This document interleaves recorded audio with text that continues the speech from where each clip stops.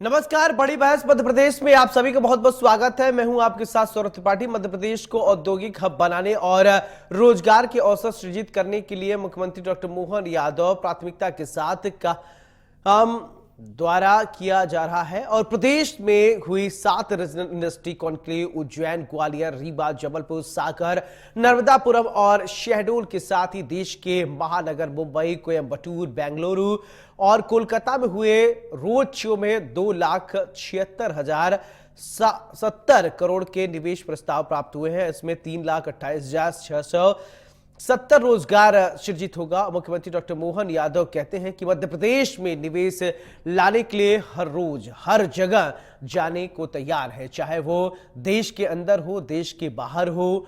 हमारा प्रयास है कि मध्य प्रदेश आर्थिक रूप से सबल हो और देश की अर्थव्यवस्था अहम भूमिका निभाए।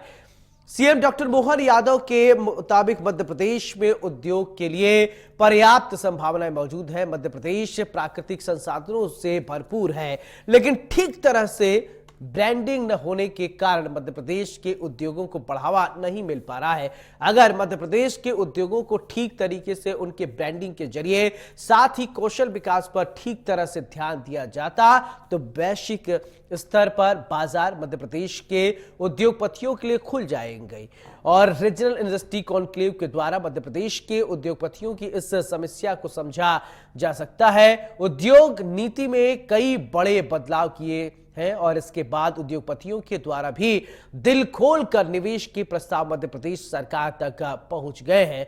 निवेश के प्रस्ताव अगर जमीनी हकीकत बनते हैं तो मध्य प्रदेश के युवाओं को मध्य प्रदेश में ही रोजगार मिलेगा और मध्य प्रदेश विकास के पद पर तेजी से आगे बढ़ेगा। आज इसी मुद्दे पर विस्तार से बात होगी। चर्चा के लिए कुछ मेहमान जुड़ेंगे, लेकिन उससे पहले सुनिए कि आखिरकार प्रदेश के मुख्यमंत्री डॉक्टर मोहन यादव ने इंदौर के उद्योगपतियों के लिए क्या कहा है संवाद में। टूरिज्म की बात भी हो रही, एमएसएमई की भी हो रही, हेवी इंडस्ट्री की भी हो रही, फार्मा की भी हो रही, इलेक्ट्रॉनिक्स की भी हो रही, ड्रोन की भी हो रही, चिप और केमिस्ट्री जो हमारा सेमीकंडक्टर की भी हो रही। क्योंकि एक बार सरकार के सभी मंत्रालयों के साथ मिलकर के कुल मिलाकर के हमने वो सारी बात करते करते उद्योग धंधे व्यापार व्यवसाय को बढ़ाने के अंदर की संकल्प शक्ति दिखाने का प्रयास किया। वो दिन भर किया कि भाई आज दिन भर और दूसरा कोई काम नहीं, कोई भूमि पूजन नहीं, कोई लोकार्पण नहीं, और ऐसे ही सामान्य रूप से बैठ करके व्यापार व्यवसाय के लिए पूरे संभाग में करते करते आए और उसका परिणाम ये निकला कि बहुत सारे सुझावों का हमारे पास संकलन भी हो गया और अपनी कठिनाई भी समझते गए। तो कुल मिलाकर के ये जो अब हमारी ग्लोबल इन्वेस्टर समिट हो रही तो उसमें ये सारी बात आ जाएगी। उसमें फ्री होल्ड प्लाट की बात भी आपने कही, तो फ्री होल्ड प्लाट जो ऑलरेडी इंडस्ट्रियल बेल्ट में वो भी है, आप ये 1500 की बड़ी अपनी इंडस्ट्रियल बेल्ट काट दो, उसमें भी वो सब लाभ देंगे जो हमारा सरकारी इंडस्ट्रियल बेल्ट में प्लाट काट करके मिलता है। और इतना ही नहीं, लेबर को रुकने के लिए अगर आवास बनाना है तो आवास भी देंगे और आवास के ऊपर सरकार के द्वारा जो फाइनेंस का लाभ मिलता वो भी मिलेगा। आप अपने बलबूते पर बड़ी इंडस्ट्री अपनी लैंड खरीद के डालना चाह रहे हो तो उस लैंड के ऊपर भी वो सारे प्रॉफिट देंगे जिसके आधार पे आपको ग्रोथ मिले। कुल मिलाकर के हमारे अपने एक एक निवेशक, और ये एक नहीं सभी सेक्टर में बढ़ते बढ़ते, अब जैसे मुझे बताया गया कि आपने नेमावर में फायर स्टेशन की बात कही, तो माननीय मंत्री जी यहाँ है सही, नेमावर में बिल्कुल एक क्या पूरा फायर फाइटर जितने आप चाहोगे लगवाएंगे, इंडस्ट्री तो लगाओ आप, निश्चित रूप से इसका प्लान करेंगे, चिंता मत करना, ये आपका प्लान भी इसमें है। स्टार्टअप के दृष्टि से भी हमारी बहुत अच्छी पॉलिसी आई है, उसमें कोई दिक्कत नहीं। एक मेट्रोपॉलिटन सिटी की बात आपने कही, हमारा बेस उद्योग है, इसलिए उद्योग आधारित जिलों को कैसे मिला रहा है, मोटे तौर पर मैं एक आउटलाइन आपको बताता हूँ। आउटलाइन में पीथमपुर अर्थात धार जिला, पीथमपुर से शुरू करते हुए पूरा इंदौर, इधर पास में चले जाओ तो देवास का इंडस्ट्रियल बेल्ट, तो देवास जिला पूरा हो गया। मक्सी का इंडस्ट्रियल बेल्ट तो शाजापुर आ गया, और शाजापुर से हमारा घटिया का बांध का इंडस्ट्रियल बेल्ट वो उज्जैन आ गया, और वहां से नागदा का इंडस्ट्रियल बेल्ट, ये पूरा बड़नगर के यहाँ से होते हुए लगभग 10,000 किलोमीटर का पूरा एरिया एक बना रहा। बताओ इससे बाहर कहाँ जाने वाले, ये सारा इंडस्ट्रियल बेल्ट पूरा एक करेंगे।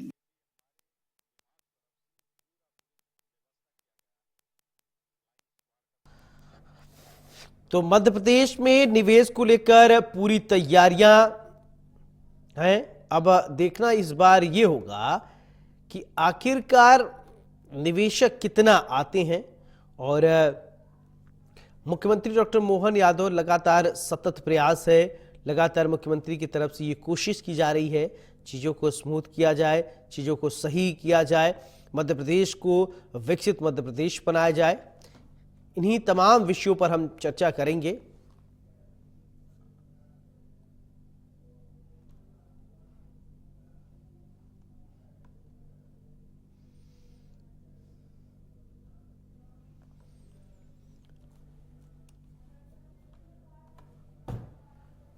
तो मध्य प्रदेश को विकसित मध्य प्रदेश बनाने के लिए पूरी तैयारियां की जा रही हैं। जीआईएस 2025 को लेकर पूरी तैयारियां होंगी और ये तैयारियों पर पूरा फोकस है। लेकिन देखने वाली बात ये है कि इस बार जो निवेशक आते हैं उनको कैसे देखा जाए, उनकी व्यवस्थाएं कैसे की जाए।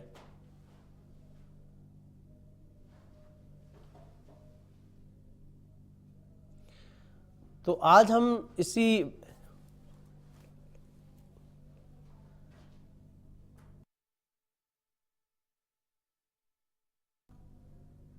विषय पर आज हम चर्चा करेंगे, देखेंगे, जानेंगे।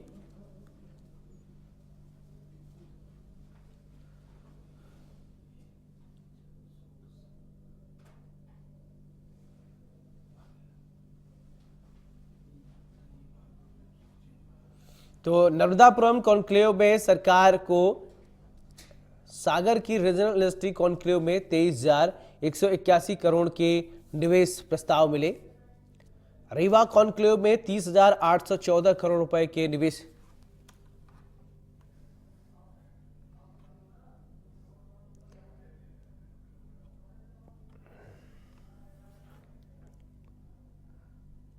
तो ग्वालियर कॉन्क्लेव में 8,500 करोड़ रुपए के निवेश प्रस्ताव मिले। 60 से अधिक देशों के प्रतिभागी होंगे जीआईएस में शामिल। चलिए ठीक है, चलिए हमारे साथ दो खास मेहमान जुड़ रहे हैं। सबसे पहले परिचय, फिर इसके बाद चर्चा की शुरुआत करते हैं। हमारे साथ जितेंद्र यादव जी हैं, वरिष्ठ पत्रकार हैं, बहुत बहुत स्वागत है। हबीब खान विश्लेषक हैं, बहुत बहुत स्वागत है। हमारे साथ वाणी जी हैं, बीजेपी की प्रवक्ता, बहुत बहुत स्वागत है। चर्चा की शुरुआत जितेंद्र यादव जी मैं आपसे करना चाहता हूं कि अब जीआईएस 2025 का आयोजन किया जा रहा है, पूरी तैयारियां की जा रही हैं। सबसे पहले एक आप प्रतिक्रिया दीजिए, फिर इसके बाद अन्य मेहमानों के पास जाता हूं। जी देखिए, आज के दौर में औद्योगिक निवेश को आकर्षित करना किसी भी राज्य के लिए बेहद महत्वपूर्ण है। इसमें कोई दो राय नहीं है, कोई डिबेट नहीं है। और जिस तरह से मुख्यमंत्री जी और तमाम सरकार जो प्रयास कर रही है अपने, वो प्रयास भी जिस तरह हम 7 जीआईएस अब तक देख चुके हैं, ये जीआईएस में जो है उनका जो प्रयास है, उस प्रयासों में भी पैनापन है, पहले से बेहतर है जी। तमाम जो है देश और दुनिया में वो जा रहे हैं। निवेशकों को जो है मध्य प्रदेश की धरा पर क्या खास सुविधाएं हैं, पॉलिसी में उनको क्या कुछ मिलने वाला है, तमाम जो है प्रदेश की ओर से जो है जो बाहर फैलाने वाला एक वातावरण है, उसको लेकर वो सभी जगह पे जो है जा रहे हैं, आमंत्रण निमंत्रण दे रहे हैं जी। लेकिन एक शुरुआत में मैं आपको एक बात कहना चाहूंगा। जीआईसी जो है इसको दो तरह से हम लोग देख सकते हैं, एक राजनीतिक दृष्टिकोण इसका और एक जमीनी धरा पर वास्तविकता में हम पर, आप पर और तमाम जो है सामान्य जनों पर इसका क्या प्रभाव पड़ता है।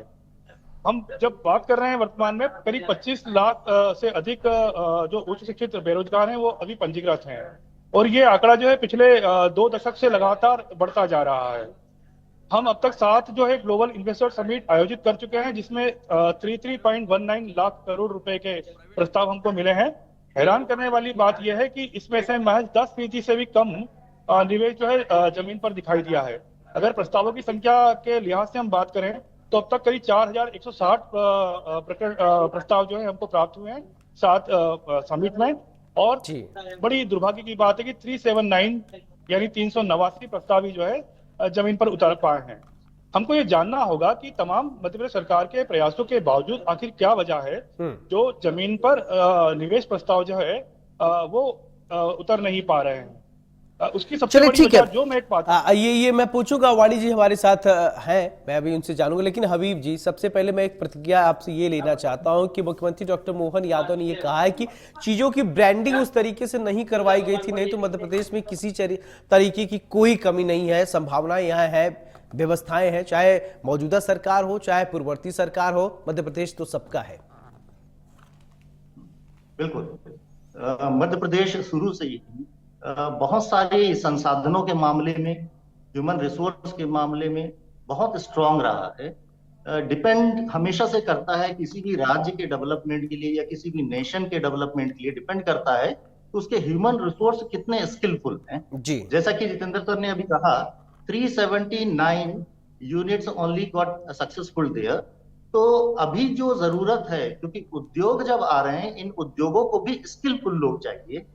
एजुकेशन सेक्टर में जिस तरीके से एनालिसिस हुआ, चाहे स्कूली एजुकेशन की बात हो चाहे कॉलेज एजुकेशन की बात हो, हमारा ह्यूमन रिसोर्स शायद उतना स्किलफुल नहीं हो पा रहा है जिसकी जरूरत इंडस्ट्रीज को है। तो वक्त है हमारे एजुकेशन सिस्टम को और रोबस्ट करने का। एक अच्छा इन्वेस्टमेंट होना चाहिए एजुकेशन सेक्टर में भी, ताकि यहाँ के जो युवा हैं वो स्किलफुल हो सके। हमको ये लगता है कि अभी जरूरत है कि स्कूल से लेके ही स्किल डेवलपमेंट पे बहुत जोर दिया जाए। कॉलेज लेवल पे आते तक कॉलेज और यूनिवर्सिटी इनकी संबद्धता या इनका संबंध होना चाहिए इंडस्ट्रियल नीड के साथ। तो इंडस्ट्री की जो नीड होगी, उस नीड के अकॉर्डिंग जब युवाओं को तैयार किया जाएगा, इनके स्किल्स को डेवलप किया जाएगा, डेफिनेटली हर इंडस्ट्री आना चाहेगी ऐसे स्टेट में जहां के युवा उस इंडस्ट्रीज को आगे बढ़ाने में पॉजिटिव सोच के साथ कंट्रीब्यूट कर सके।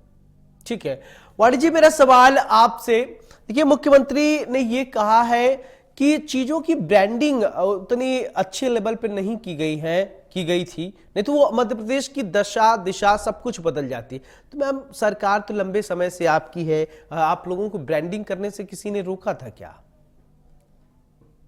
सबसे पहले इंडिया न्यूज के दर्शकों को नमस्कार करूंगी, और मेरे साथ जो आप अनुभवी हैं इस डिबेट में, इस डिस्कशन में, आप सबको भी प्रणाम करती हूँ। देखिए, जैसे जैसे युग बदलता है वैसे वैसे हम इनोवेशन, ट्रांसफॉर्मेशन का शंखनाद करते हैं, और प्रोग्रेसिव सोसाइटी वही होती है जो सुधार में अपने आप को इन्वॉल्व करके आगे बढ़ती है। तो जो माननीय मुख्यमंत्री जी ने कहा है कि हम अब जो पुरानी पॉलिसीज था उनको इनोवेट करके, उनमें सुधार करके, उनको रिस्ट्रक्चराइज करके जो नवीनीकरण कर रहे हैं, उससे जो इन्होंने नवाचार की योजनाएं, जो नीतियां लाए हैं, इससे हमारे प्रदेश में लोगों को आकर्षित करने के लिए वो ये अनुकूल होगा, ये एक अच्छा समय होगा। और ये जो शंखनाद है, इससे उन्होंने स्पष्ट कर दिया है कि उन्होंने इतना अध्ययन कर लिया है। पहले तो रीजनल इंडस्ट्री कॉन्क्लेव्स करके उन्होंने अध्ययन भी किया और आकर्षित भी किया उद्योगपतियों को कि रीजन वाइज जो विशेषताएं हैं उनके अनुसार उद्योगों को उपलब्ध किया जाए। वाणी जी, एक और बात जितेंद्र जी ने कहा, जितेंद्र जी ने अभी शुरुआत में, क्योंकि चर्चा की शुरुआत उन्हीं से मैंने किया, उन्होंने कहा कि आते तो हैं उद्योगपति लेकिन रुकते नहीं है। इस बात को लेकर उन्होंने संशय थोड़ा व्यक्त किया, उस बात का भी आप थोड़ा जवाब दीजिएगा।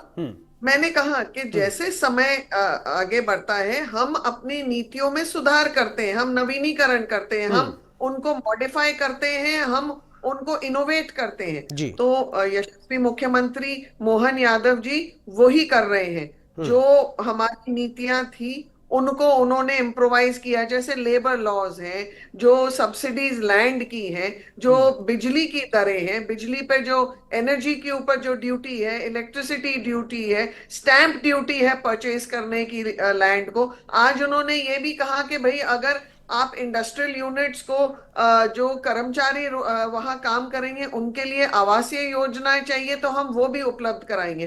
तो मुख्यमंत्री का एक माइक्रो मैनेजमेंट का लेवल आया है और उसके तहत वो हर उस सूक्ष्म अरेंजमेंट की ओर ध्यान दे रहे हैं, हर उस व्यवस्था की ओर ध्यान दे रहे हैं जिससे कि ये औद्योगिकरण का जो प्रोसेस है, जो निवेश का प्रोसेस है, जिससे हम लोगों को बुला रहे हैं और उन्हें रुझा रहे हैं कि भारत के दिल में आके बसिए। यहाँ कॉस्ट ऑफ लिविंग कम है, यहाँ कॉस्ट ऑफ एस्टेब्लिशिंग इंडस्ट्रीज कम है, तो आपका मुनाफा जल्दी आएगा, अच्छा आएगा, और आपको ईज ऑफ वर्किंग होगा इस प्रदेश में, आपको लॉजिस्टिक कनेक्टिविटी होगी, पानी, बिजली, सड़क की कोई कमी नहीं है, यहाँ मैन पावर की कमी नहीं है, स्किल डेवलपमेंट की भी हम योजनाएं साथ में जोड़ रहे हैं, साथ में हम इलेक्ट्रिसिटी डेवलपमेंट भी वैसे कर रहे हैं कि हम रिन्यूएबल एनर्जी के स्रोतों पर हम ध्यान दे रहे हैं। तो ये एक बहुत मल्टीपल विकल्पों के साथ मुख्यमंत्री जी ने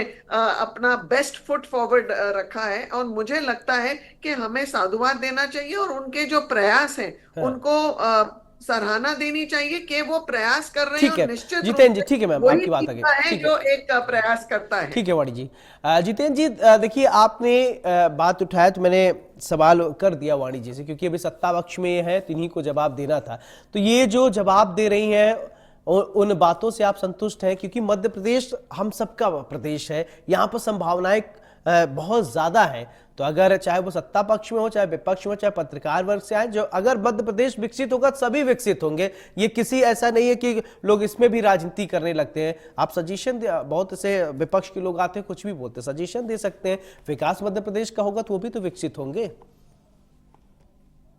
ये बिल्कुल, देखिए ग्लोबल इन्वेस्टर समिट का जो मूलभूत उद्देश्य है, वो उद्देश्य यही कि मध्य प्रदेश की बेहतरी कैसी की जाए, और 2007 से लगातार सरकारें जो है इसी दिशा में प्रयास कर रही हैं।